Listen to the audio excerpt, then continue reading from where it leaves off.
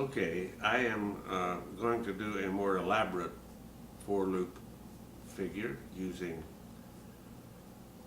loop transfers, and I need a thinner string, so I'm going to use this yellow string, which as you can see is fairly long. Make it for loop, and I'm going to do a silly thing, and I'm going to do it kind of quickly, because if I don't do it quickly I'll lose my place. Rotate half away, half toward, half away, half toward for the 4, and then up through, back, up through, back, up through, and up through for the information. Now I'm going to do the same thing again, which is once, once, once, once, and since that's the second time, I have my transverse in the right place, and I can go up through, and up through, up through, and up through, and wheel a little bit in the center. I'm going to do the same thing again. Minus, plus, minus, plus, up through, up through, up through, and up through, wiggly, wiggly, wiggly, and minus, and a plus, and a minus, and a plus, and an up through, and an up through, and an up through, and an up through, and I will have done it.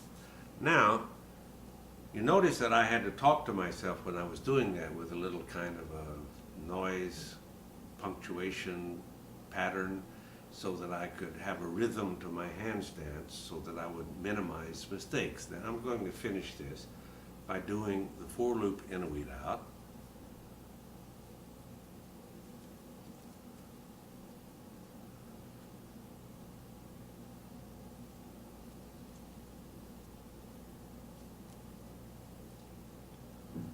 And use the power lift to show the information, and you will see that that's a very interesting sort of a figure. I like the center, which is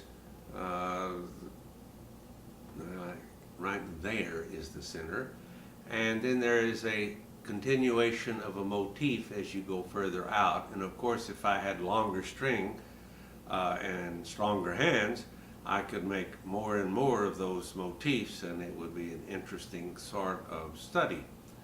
Again, note the triangular, or these last design motifs of the Inuit ending.